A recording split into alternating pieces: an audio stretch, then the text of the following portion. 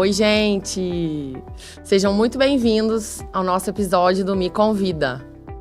Hoje, o nosso tema também vai ser muito importante e muito bacana, como os outros. Hoje a gente vai falar de uma situação muito interessante, muito boa de se falar, que é a alimentação. O que pode ser muito fácil para uns, pode ser muito difícil para outros. Porque a gente está falando de alimentação para as pessoas com transtorno do espectro autista ou qualquer tipo de transtorno. E transtorno também alimentício, de qualquer forma ou método, né? Ou dificuldade que a pessoa tenha. Hoje eu trouxe uma especialista, uma nutricionista que trabalha efetivamente com crianças e adultos que tenham um transtorno do espectro autista. Vou chamar hoje a nossa querida Bruna. Bruna, um prazer ter você aqui conosco. Desde já gostaria de agradecer de você sair lá do seu consultório, da clínica, deixar suas crianças para vir falar um pouquinho do seu trabalho. Porque a gente vem já fazendo alguns episódios falando um pouco sobre o TEA do modo geral. No último episódio a gente falou dos direitos, né, do autista e, inclusive, a gente vai falar um pouco também do direito do autista na área de alimentação, né, que é recente também. Então, queria que você contasse para nós nessa área, porque você é nutricionista, mas você também tem uma especialidade, né, e atua com pessoas específicas, com condições, né, comorbidades específicas. E contar um pouco da Bruna, profissional, né, da escolha. Você tem atuado onde, né, quais são hoje os seus objetivos como nutricionista? Obrigada. Primeiramente, né, agradeço pelo convite, porque eu acho que esse assunto é um assunto assim que a gente precisa dar mais visibilidade, porque é uma coisa que ninguém leva em consideração quando a gente fala do TEA, né? Ninguém fala que precisa de um acompanhamento. Uma coisa comum que a gente vê no TEA são as crianças seletivas, aquelas crianças que selecionam alimentos, que não comem de tudo. E quando as famílias levam isso para médico, para outros terapeutas, né, alguns falam assim, é só uma fase que vai passar.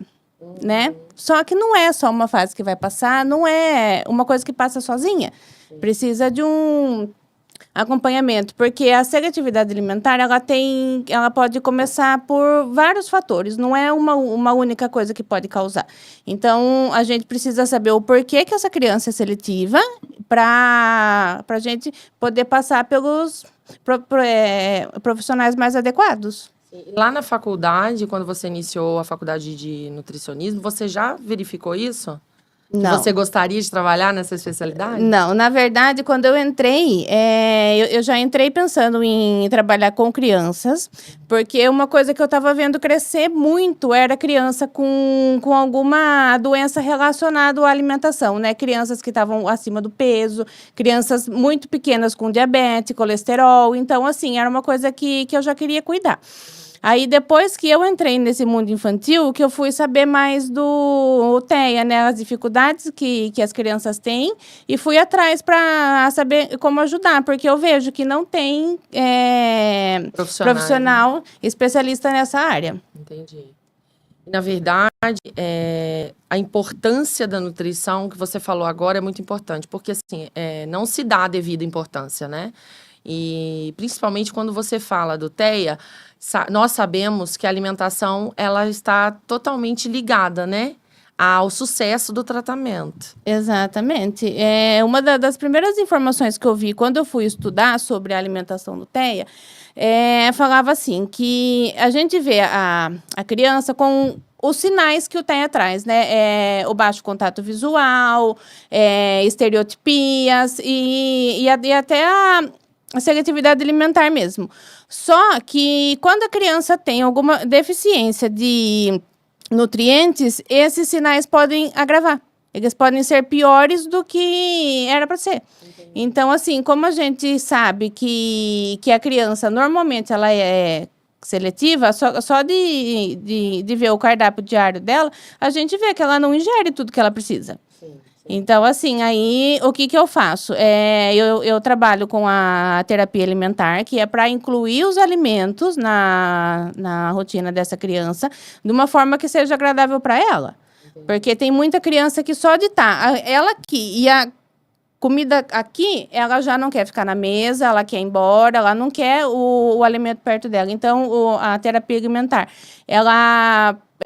o objetivo principal dela é deixar a criança confortável com o alimento para que isso gere interesse.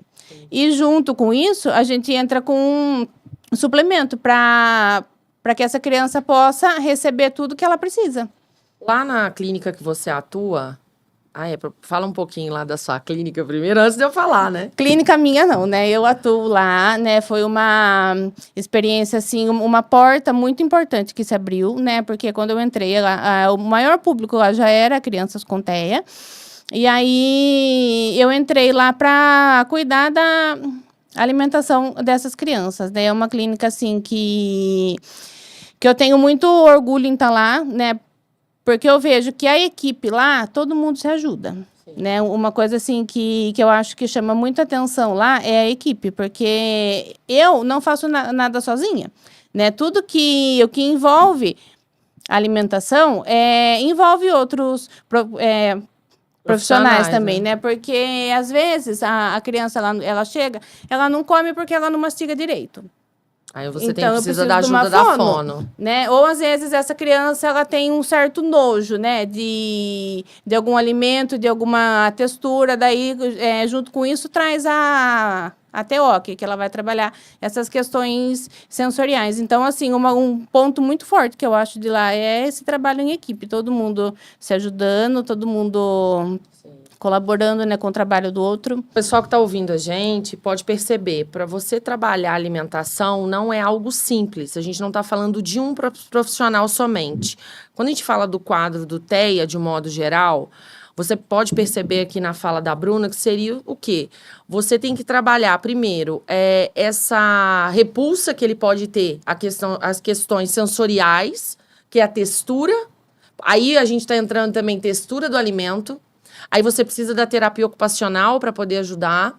Aí tem a questão da mastigação, porque a criança tem uma tendência a querer alimentos que sejam mais fáceis, e aí não tem necessidade de mastigar, ou ela tem dificuldade de respirar. E isso tudo você vai verificar com a fonoaudióloga. E aí ela vai conseguir detectar como ela vai poder apresentar essa alimentação de uma forma que vai ter um sucesso, né? E ela vai conseguir ali se alimentar, porque não é somente ela não gostar. Ela tem uma repulsa porque ela não consegue. É porque são tantos fatores que às vezes eu vou falar pra você, quando eu não sabia que meu filho era autista e eu ficava brigando pra ele comer, você tem que comer e tudo mais. A gente que é mãe, a gente se preocupa muito, porque criança que não come, né? E era o quê? Ele não comia coloração que não fosse amarela. Por quê? Porque ele tinha já um ritual, né? Ele era rígido e deveria ser, só pode comer no mesmo prato. Só toma no mesmo copo. Então, são fatores também agregadores que a gente tem que ir quebrando, né? Para chegar nesse sucesso do tratamento, né? Ele está efetivamente experimentando coisas novas. Que eu acho, o que é mais difícil, assim, na sua profissão, para trazer essa experiência nova para a criança e ela tentar descobrir, assim, um paladar novo, uma comida nova? Bom, essa questão que você trouxe aí sobre querer alimentos amarelos, às vezes tem criança que elas preferem coisas crocantes ou algumas preferem coisa pastosa. Isso tudo, isso tem muito a ver com a rigidez que essa criança apresenta também. Das próprias características. Né? Exatamente. E uma outra coisa, se eu como uma bolacha lá que ela é crocante e amarela, aquilo para mim é seguro. Entendi. Então, eu vou buscar outros alimentos que tenham essa mesma característica, porque eu sei que isso eu consigo comer. Que é um alimento de segurança. Exatamente. Da criança. Entendi. Porque assim, ela vê aquilo como uma segurança para ela. Então, tudo que for parecido com aquele alimento que ela já gosta, vai ser mais fácil dela provar. Então, e na terapia, a gente trabalha muito essa questão da rigidez também. A gente traz outros alimentos que possam ter as mesmas características, mas que sejam diferentes, para que essa criança comece a ter interesse por outras coisas, né? Um valor nutricional melhor, né? Exatamente. Mas nem sempre a gente traz um alimento assim que, nutricionalmente falando, seja perfeito. Porque existem crianças que elas comem certas coisas, mas elas comem na casa delas. Se elas saem de casa, se elas vão viajar, se elas vão para casa de uma outra pessoa, elas já não comem.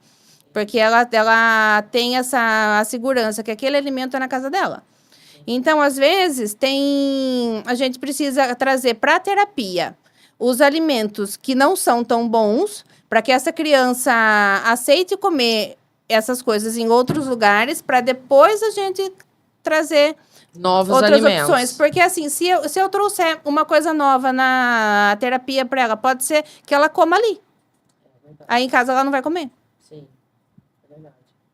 A seletividade, Bruna, ela é muito comum no TEA? Assim, 30%, 70%, você tem esse... Falam de 89% a 95%. Nossa, é muito dos grande. últimos estudos. Muito grande. E tem seletividades mais graves, nível moderado? Ela varia? Ou ela pode ser trabalhada e pode melhorar a chegar a um ponto que essa seletividade acabe?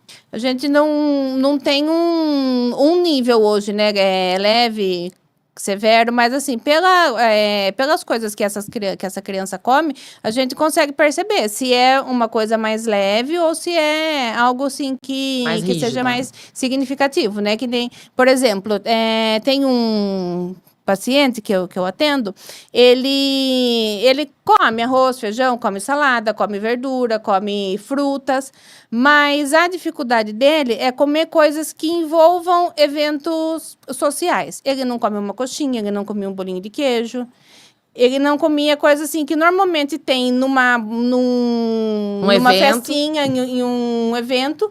E aí, por conta disso, ele sempre comia antes ou depois dele ir nesse evento. Aí, numa festinha de aniversário que ele ia. Normalmente, quando faz em buffet, faz o piquenique, as crianças vão lá comer, todas juntas. Ele não ia. Você tá falando de mim, Bruno. Você tá falando do meu filho. Quando eu vou nas festas de aniversário... Todas as festas ou eventos fora de casa, eu tenho que levar a comida do Valentim. Tenho que levar a marmitinha e o copo dele e deixar tudo pronto. Porque eu posso viajar, posso pro hotel, para onde for. Ele só vai comer se ele souber que veio de casa e que tem os alimentos de segurança dele ali. E outra, ele cheira. Mesmo assim, ele cheira para ver se realmente é aquele alimento. É o que você falou, o medo, né? É um medo de que esse alimento faça mal ou que ele sinta uma textura ruim, né? Sim. E isso também atrapalha. No tratamento clínico, quando você atua com as crianças, qual é a primeira... Você inicia como para você apresentar esses alimentos novos? Como que é essa dinâmica? Primeiro, a gente precisa criar um vínculo com a criança, né? A gente faz uma... anamnese com os pais antes, e eles trazem tudo o que essa criança come hoje, tudo que essa criança já comeu, né? Tudo que ela tem demonstrado algum interesse, né? Para eu saber por onde eu vou começar. E às vezes tem pais que falam assim, eu gostaria que ele comesse tal coisa. Então, assim, eu sempre pego essas opções que a família dá, né, para trazer também. Mas, às vezes, a gente precisa tomar cuidado com isso, né? Porque, assim, tem um paciente também, o sonho da vida da família dele era que ele tomasse sopa. Sopa? Só que essa criança, ela não comia macarrão, ela não comia coisa misturada e não comia coisa molhada. Gente, o meu sonho é qualquer coisa. Se ele comer qualquer coisa, tá bom pra mim. Então, assim, pra chegar nessa criança comendo sopa, eu precisaria trabalhar o macarrão, preparações que tivessem as coisas líquido ali, tudo misturado, né, com vários alimentos, e essa questão do sólido com o líquido. Nossa, é verdade. Até chegar na sopa... Até chegar na sopa, foram quase 2 anos. 2 anos. Gente, imagina, para comer uma sopa, a dificuldade. Nossa, é incrível isso. Meu Deus. Então, esse negócio da família escolher ou ela indicar quais alimentos, eu acredito que a grande maioria pense da seguinte forma, né? É evitar que ele tenha uma anemia, porque como eles não comem de tudo, isso pode gerar, né, um déficit nutricional. Então, isso que eu queria perguntar. A criança que ela, nesse caso, por exemplo, que ela só, por exemplo, meu filho só come miojo, só come frango e não come arroz, e só, né, só algumas específicas. Ele acaba tendo um déficit nutricional. Há necessidade de suplementação nesses casos? Na maioria dos casos, sim. E principalmente quando a gente pensa assim, né?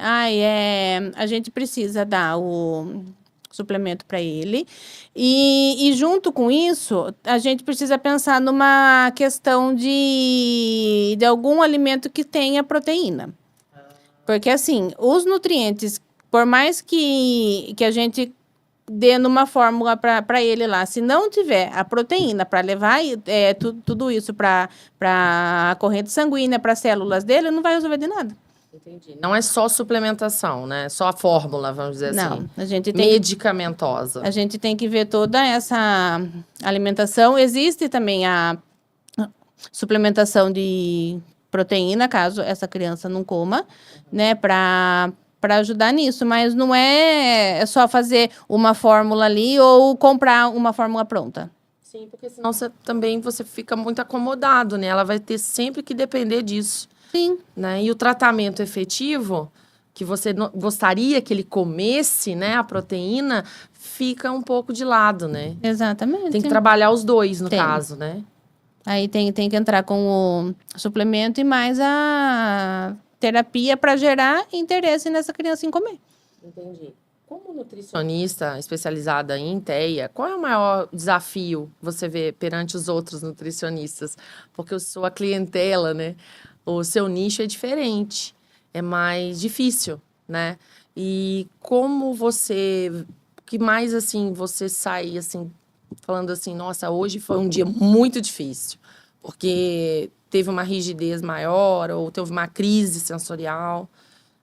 Quando as crianças têm crise numa sessão, assim, é uma coisa mais difícil, né? Porque, assim, depois que ela teve a crise, para voltar ela para aquela atividade com o alimento, ela já não volta mais.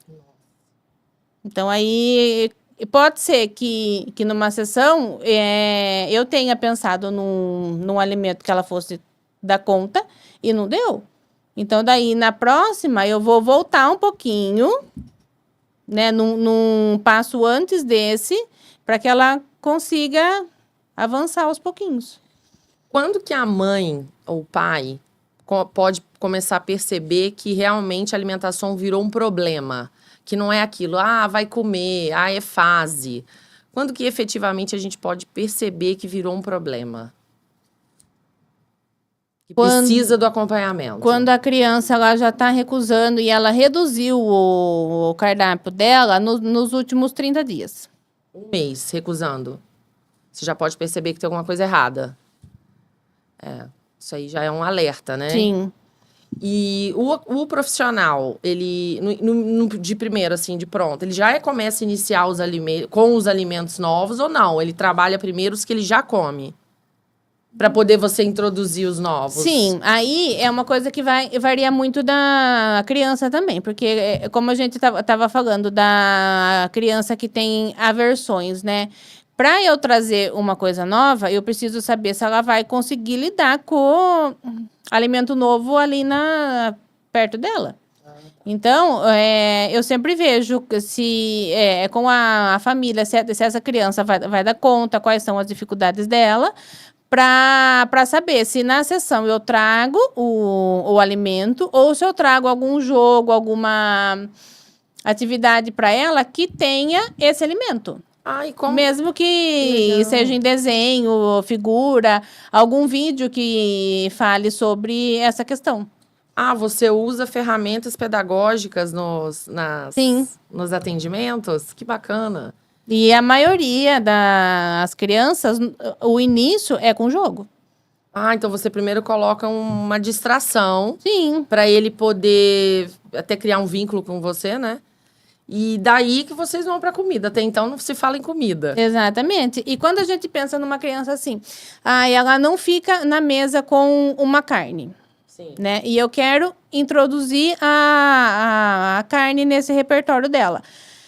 O que eu vou fazer? Eu vou pegar alguma atividade, pode ser alguma coisa que não tenha nada a ver com alimentação, mas que seja do interesse dessa criança. A gente joga aqui e a carne aqui do lado. Ah, porque a carne passa despercebida e ele começa a se familiarizar. Tá ali, tá tranquilo, eu posso Porque, conviver no mesmo se espaço. ele ficou na atividade sabendo que ela estava ali, ele não ficou querendo tirar ela dali, já foi um avanço. Verdade. E assim você vai avançando cada vez mais. E né? aí tem muita gente que pensa, né? Ah, mas daí você faz só isso, ele não comeu? Muitas vezes ele não vai comer. E já teve muitas crianças que eu fiz atividade, fazia receita, fazia um monte de coisa. Ela foi comer numa festinha, foi comer na escola pela primeira vez e não foi comigo. Entendi. E a seletividade quando as crianças estão na escola, Bruna? Porque a gente sabe que em casa a gente controla, né? Igual o meu caso, eu levo, tá tudo certo. E quando tá fora de casa, num ambiente que ele não... Que se ele ficar na escola sem a alimentação adequada, que é aquela que ele já vem, né, se alimentando, ele vai passar fome, né? Se a escola não oferecer. Qual é a relação do nutricionista e as escolas? Ela é bem bacana? Ela é bem vista?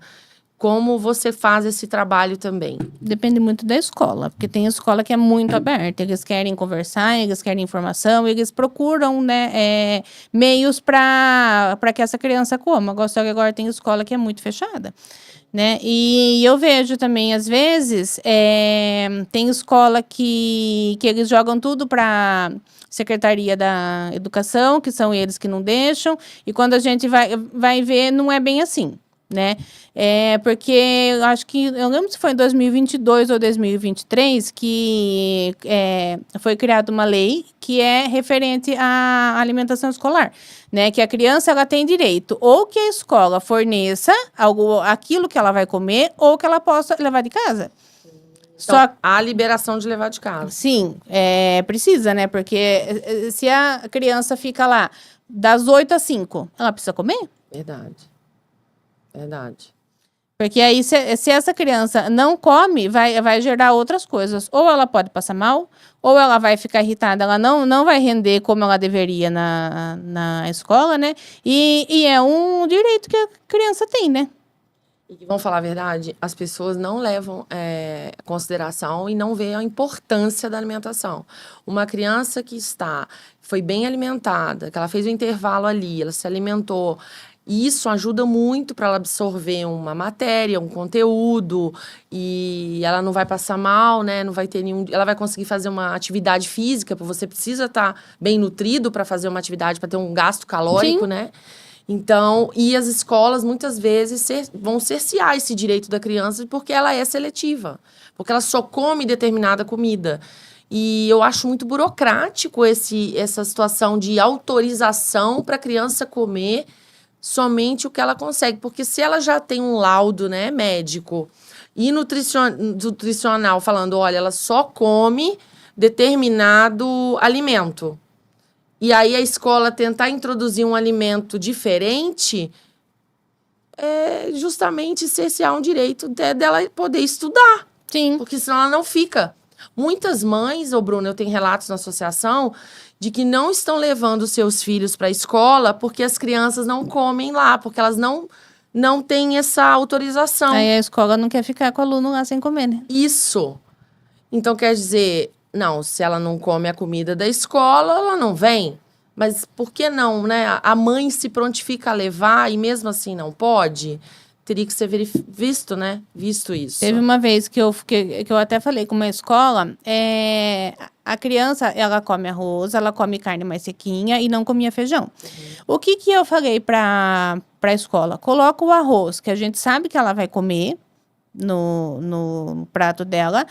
Se fizer alguma carne com molho, alguma coisa assim mais úmida, põe num potinho do lado. Ai, não pode, porque daí outras crianças querem assim também. Nossa, sabe o que eu lembrei agora? De um caso, não sei se vocês viram na internet, o caso de uma mãe que ela divulgou no Instagram. Você viu o caso da mãe? Que a filha tem seletividade alimentar. A filha, na verdade, ela tem uma restrição com glúten, se eu não me engano. E aí, a mãe, ela... Do bolinho de do cenoura. bolinho de cenoura. Gente, vocês viram a polêmica do bolinho de cenoura? Eu achei aquilo surreal. Quem puder, procura no TikTok ou então no Instagram. Polêmica do bolinho de cenoura. Gente, vocês não têm noção. A mãe foi chamada na escola pela seguinte situação. A menina, ela tem essa intolerância a glúten e a mãe, por ter umas condições, né, financeiras, que ela não poderia ficar comprando alimentos sem glúten, porque a gente sabe que é muito caro, ela fazia bolos, porque o bolo sai barato, ela fazia o bolo sem glúten e mandava na merenda da menina, na lancheira. E aí, como tinha coleguinhas ao lado que não têm restrições e queriam um bolo de cenoura, aí a diretora chamou a mãe e falou que ela não podia levar o bolo da menina. Por quê? Porque o coleguinha quer o bolo também. Então, peraí. Então, quer dizer, gente, fizeram uma reunião.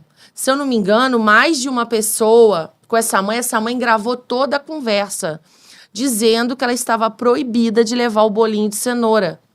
E aí ela disse lá com a diretora que ela não tinha dinheiro para comprar alimentos sem glúten, que o bolo era mais acessível. E mesmo assim eles não deixariam, que eles não vão deixar, porque o outro coleguinha está vendo. Gente, peraí. Então, e por que não chegou no coleguinha, a professora não fez uma aula de conscientização e disse, olha, a Ana, ela come o bolinho de cenoura porque ela tem restrição, né? Ela tem uma condição e por isso que a mãe dela manda. Mas a gente pode fazer um bolinho de cenoura aqui na escola para vocês. Né? Porque isso é acolhimento, gente. Exatamente. Isso é sensibilidade. E aí, afinal de contas, ela ia ter que processar a escola para a menina comer. Não, o que está acontecendo com o mundo, né? Então, o bolo de cenoura, gente, virou um problema tão grande que essa mãe foi quase chamada no conselho tutelar. Olha que loucura! Quem puder, tiver oportunidade, eu tô falando aqui por alto, tá, gente? Entre lá e veja. Porque, assim, olha o que a gente está discutindo nas escolas. Podia ter coisas muito mais sérias, né? Isso porque existe a lei que garante que a criança ou a escola forneça a coisa que ela pode comer ou que possa levar de casa. Sim, a diretora podia ter falado, olha, mãe, não manda o bolo de cenoura, porque a gente vai começar a fazer aqui alimentos sem glúten para ajudar.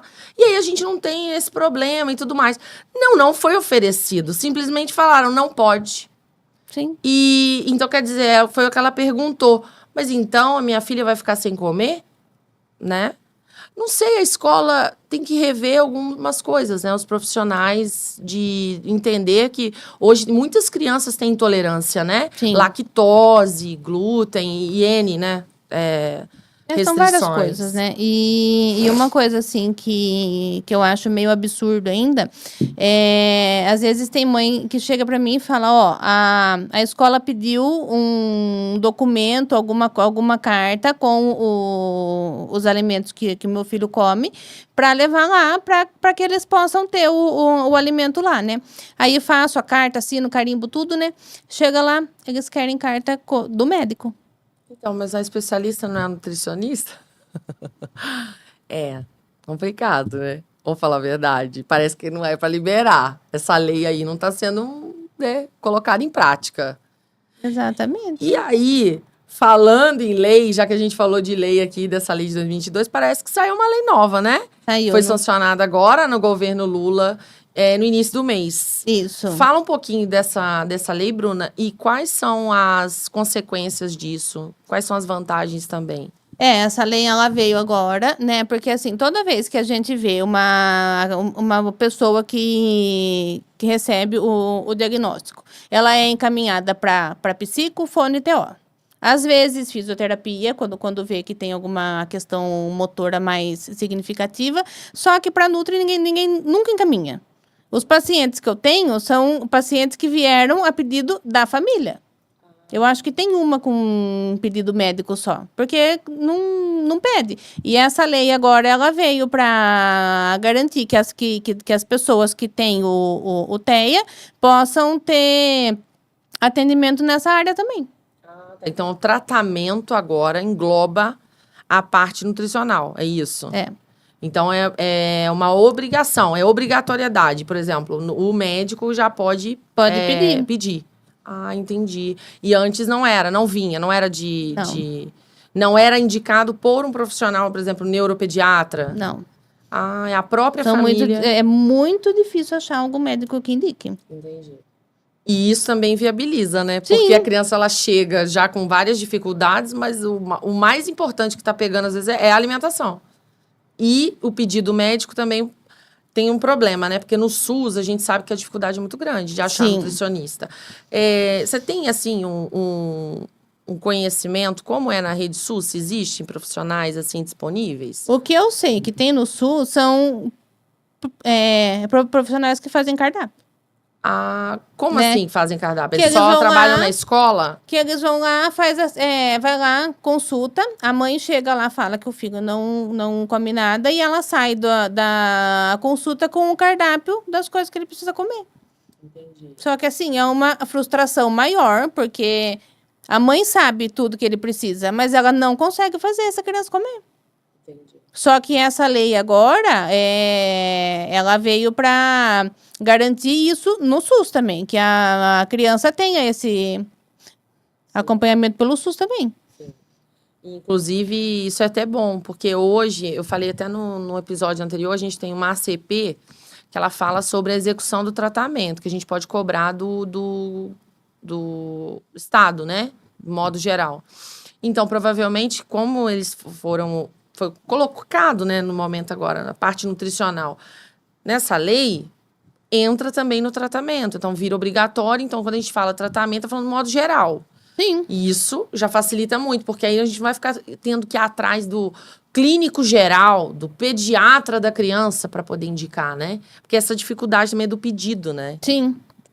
Eu imagino. Que esse pedido quase nunca vem também. Quando se fala em intervenções nutricionais, tá? Quando elas são, assim, bem necessárias no tratamento da criança, essa intervenção, ela pode partir também de uma observação do próprio nutricionista. Pode. Pode, né? Que ele identifique. Pode sim. E como se dá, assim, esse acompanhamento? Há uma avaliação de 6 em 6 meses, de progresso?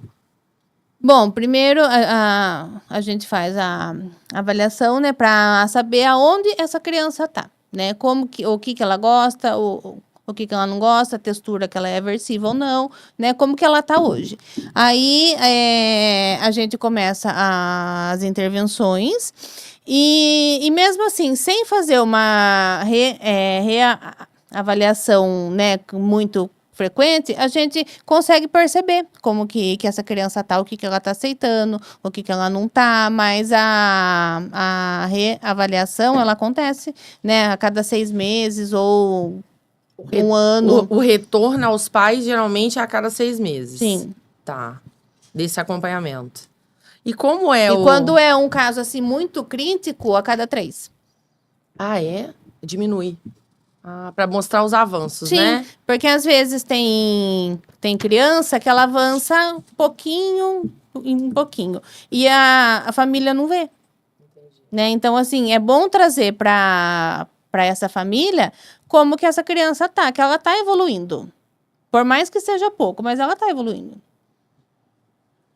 Você tem... A idade varia muito? Ou essa seletividade, ela pode ir, por exemplo, até os 12 anos, até a adolescência?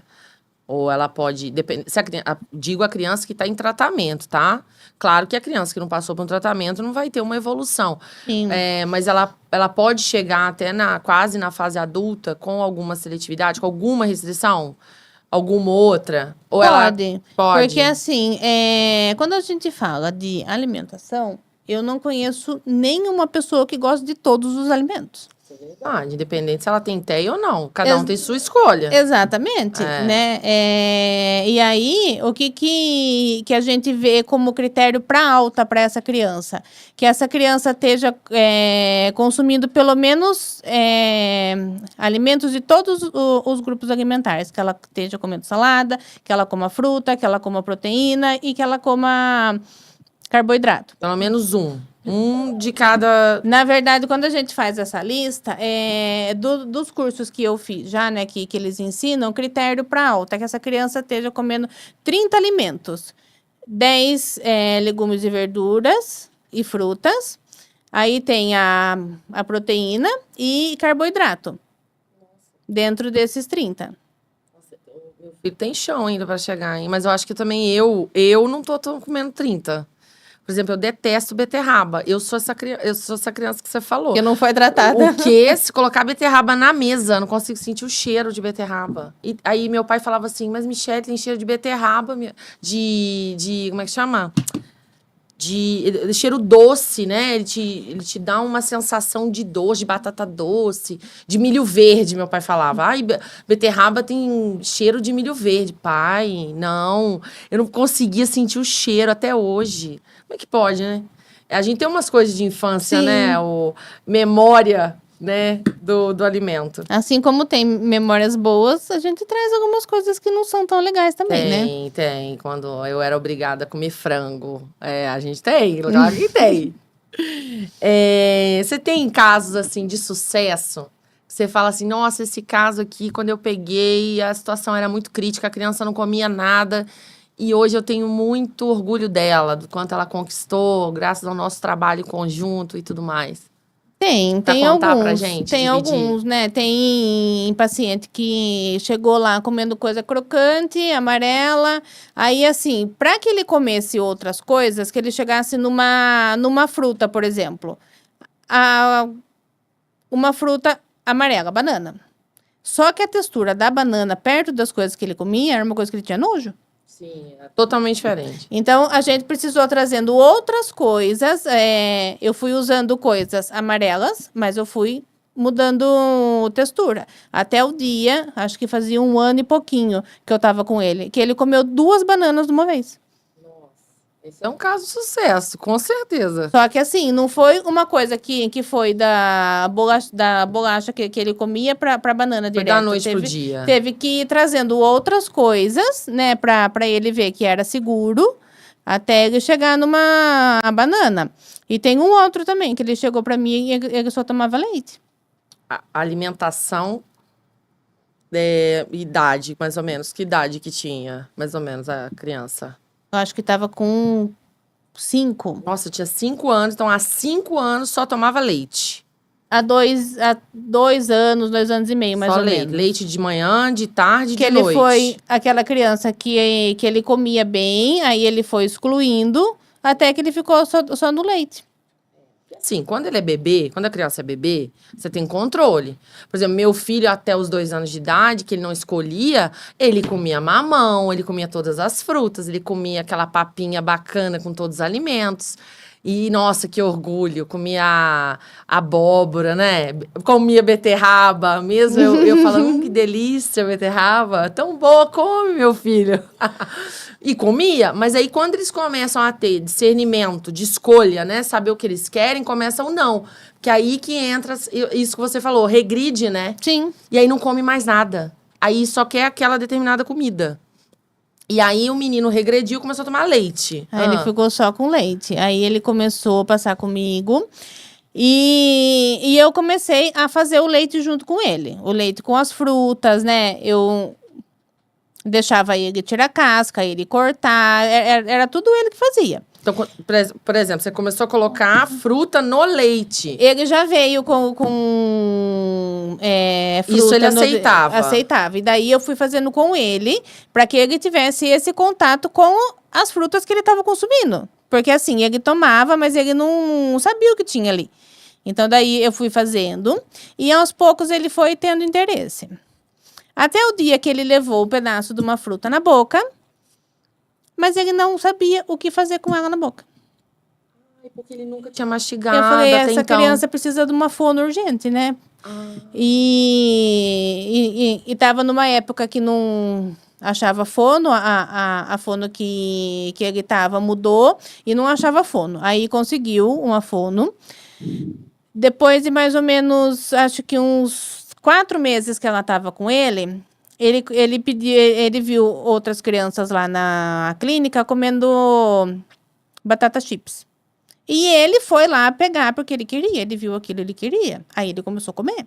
Porque, primeiro, ele aprendeu a mastigar, porque estava tomando só leite, não sabia o que fazer com aquele alimento na boca. E surgiu também a curiosidade. Porque ao manusear... Gente, isso é uma dica muito legal. Isso eu vejo pelo meu filho. Cozinhem juntos. Né? Isso é muito legal, né? Quando eles veem como você faz o alimento, você faz o bolo. Valentim, quando a gente faz o bolo junto, quebra os ovos, mexe aqui a massa.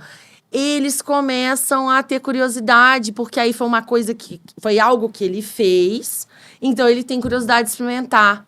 Poxa, mas você não vai comer o bolo que você fez? Não é isso?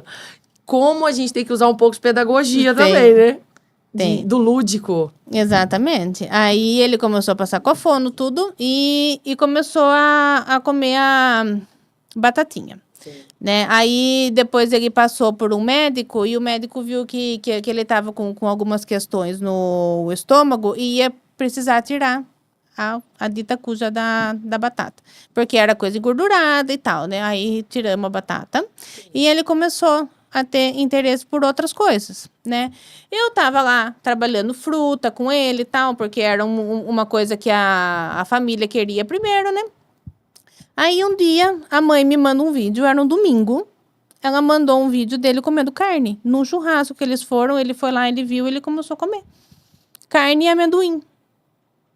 Você concorda comigo que o mais difícil, quando você tá com as crianças do TEA, é essa curiosidade? Eles não têm curiosidade em alimentos. E quando você consegue, você vai mostrando alimentos novos, aí eles comem, aí que eles se atentam e falam assim, nossa, isso aqui é novo, é legal. Será que o próximo novo também vai ser bacana? Exatamente. Eu acho que eles fazem, né, essa ligação. Porque eu vejo pelo Valentim, conforme ele vai conhecendo alimentos novos, ele vai tentando conhecer mais alimentos. E isso é um modo geral. Todas as crianças, né? A gente também, né, como adulto, passou por essa fase. Mas tem que ter paciência, né, Bruna? Não é da noite pro dia, né? Bastante. E esse paciente hoje, a única coisa que ele não come é fruta. Tá ótimo. Porque de resto ele tá comendo de tudo. Tá ótimo. Pra quem só tomava leite, isso aí é um avanço muito grande. Nesses casos, geralmente, quando você recebe muito carinho das famílias também, que elas ficam muito felizes, né? Você acaba tendo contato e sabendo do dia a dia delas. Você percebe, às vezes, de dar um toque na família, o que tá faltando, o que seria legal, porque às vezes a gente tá falando de um ambiente familiar que ele também pode corroborar para ajudar, mas também para atrapalhar. E como que é esse feedback com as famílias? Porque não é só a criança. Aí, assim, sempre que a gente vê alguma coisa que pode ser feito em casa, que pode melhorar em casa, a gente sempre fala, né, pra família poder fazer, né, o que é a parte dela também, né? Porque, assim, tem sempre isso, tem a parte nossa e tem a parte que a família faz em casa. E a escola faz lá na escola. Então, assim, precisa muito dos 3 pilares juntos, né? Porque só um não vai fazer nada, né? Então, aí a gente orienta. Quando a família pede, a gente grava a sessão para mandar para eles verem como que a gente faz essa aproximação, né? Para eles poderem reproduzir em casa. Geralmente as mães reclamam muito, Bruna, do prazo. Essa demora no tratamento da parte de seletividade alimentar. Porque ela é diferenciada, ela não é igual às outras especialidades, porque você vê rápido esse ganho, essa evolução. Porque o que as mães ficam preocupadas? Será que esse profissional, ele é bom mesmo? Será que é um problema com o profissional, com o método, com a abordagem que ele faz? Porque depois de quanto tempo você acha, assim, mais ou menos, que a criança já é para apresentar pelo menos um mínimo de evolução? Porque o que a gente vê é uma demora, às vezes, muito grande. Sim. Né? Porque às vezes a abordagem está incorreta, ou não conversa com outro profissional, igual você falou da fono, né? Bom, falar um tempo que a gente vai começar a ver avanço é uma coisa muito complicada, porque assim, são muitas variáveis, né? Tem o terapeuta, tem a família, tem a criança, então assim, tem crianças que em 6 meses ela já mostra avanço, tem criança que demora 2 anos, né? Então assim, é uma coisa muito difícil de falar. É importante mais o feedback, né? Que a profissional Sim. tenha... Porque ela vai ter que justificar essa demora, né? Você Sim. concorda comigo? E os vídeos são uma forma também da família ver, né? Exatamente. Como essa abordagem. Porque às vezes também tem criança que na sessão ela come. Aí chega em casa, não quer comer. Aí precisa ver como que está sendo oferecido para ela, como que estava quando ela aceitou, se tinha algum ingrediente diferente, se não tinha, como que estava o corte. Sim.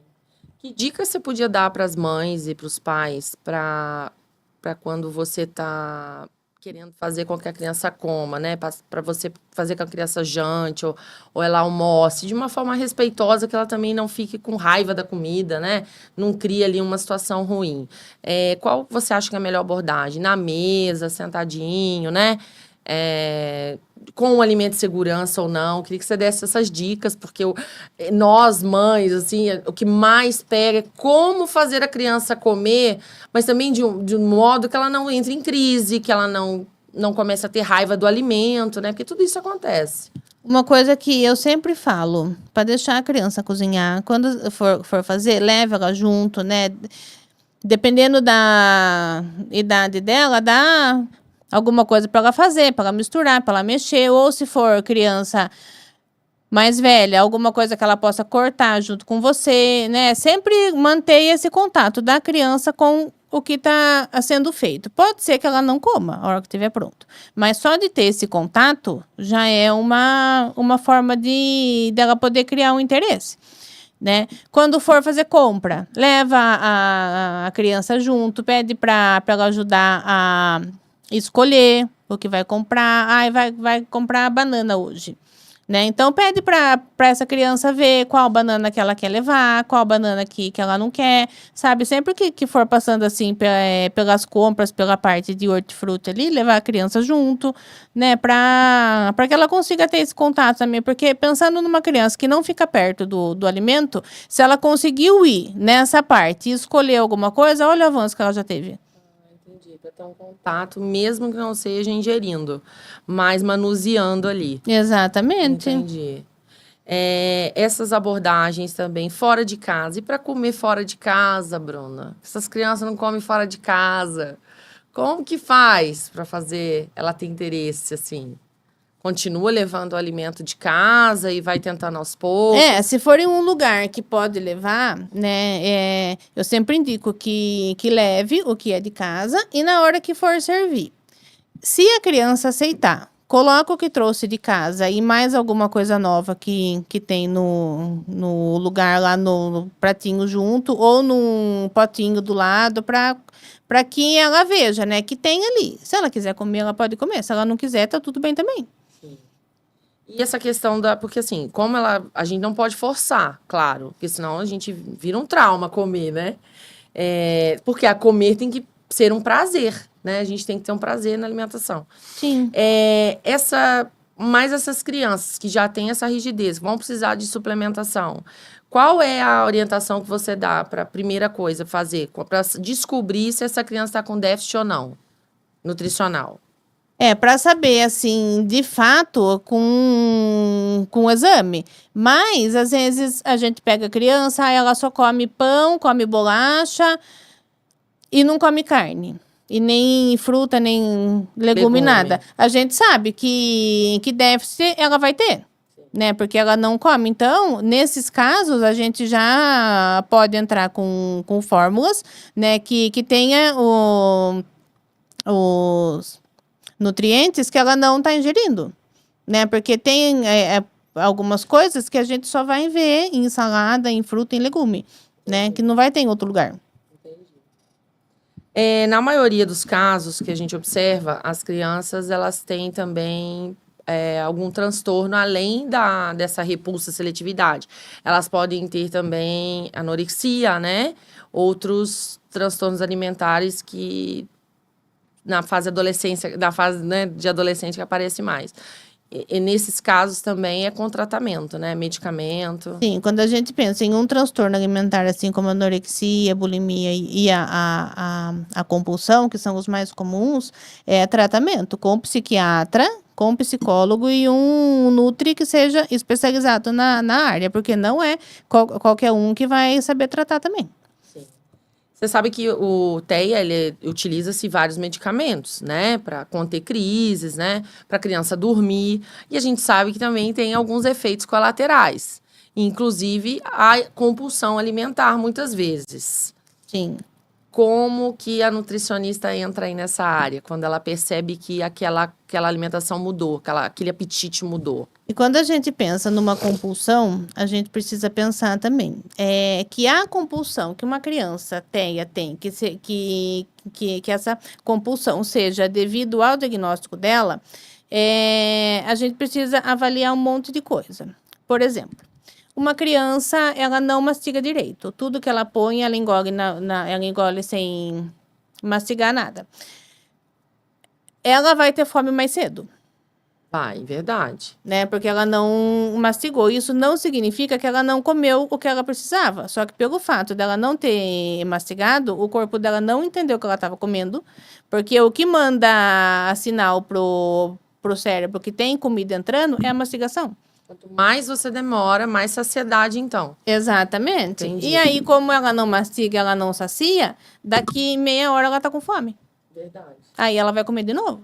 Então, aí a gente não tá falando de uma compulsão proveniente de algo psicológico. Não é um transtorno alimentar. Isso, aí é fono, né? Necessidade, às vezes, de trabalhar. Exatamente. Entendi. E uma outra coisa, tem crianças que, pela falta de nutriente, porque elas podem ser seletivas e compulsivas ao mesmo tempo, né? Porque elas podem ter os alimentos ali que elas preferem comer, né? Aqueles poucos alimentos, só que desses alimentos que ela come muito. Entendi. Por exemplo, a criança só come batata frita, só gosta de batata frita. E se ela tiver compulsão por batata frita, isso também gera sobrepeso. E aí começa também a desencadear, né? Outras... Exatamente. Porque uma coisa, assim, que a deficiência de nutriente traz é ter os hormônios, as enzimas, tudo desregulado.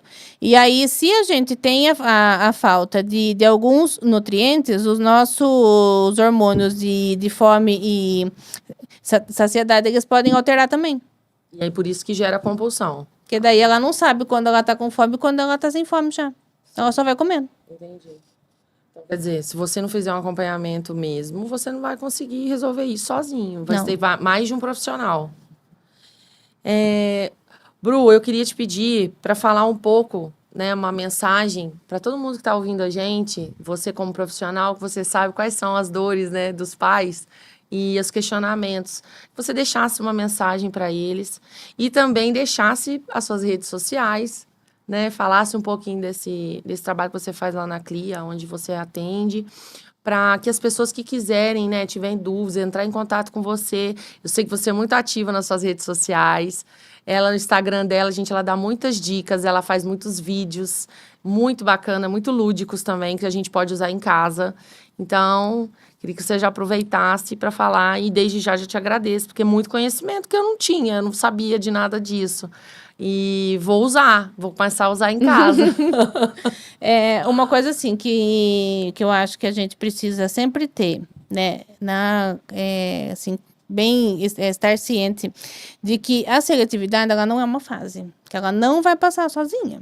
né? A família ali, ela vai precisar de uma ajuda, ela vai precisar de um acompanhamento. E uma coisa que as famílias sempre trazem é o julgamento de outras pessoas. Porque daí, quando a criança não come, a culpa é da mãe, a culpa é do pai, porque eles não fizeram o que tinha que fazer direito, né? Então, assim, uma coisa que eu deixo bem claro, não é culpa da família. Né? É uma coisa assim, é uma característica que a criança tem e ela não come porque ela não consegue. Não é nem porque ela não quer. Sim. Né? Então, assim, sempre procurar ajuda, né? E não levar em consideração as coisas ruins que escuta, né? Opinião dos outros, isso mesmo. Porque a opinião dos outros é a opinião dos outros, né? Qual que é a sua rede lá? Fala pro pessoal aí que tá ouvindo a gente. É nutri.brunafracaro, o meu Instagram. Bruna Fracaro. Com 2 Cs? Com 2 Cs. Com 2 Cs.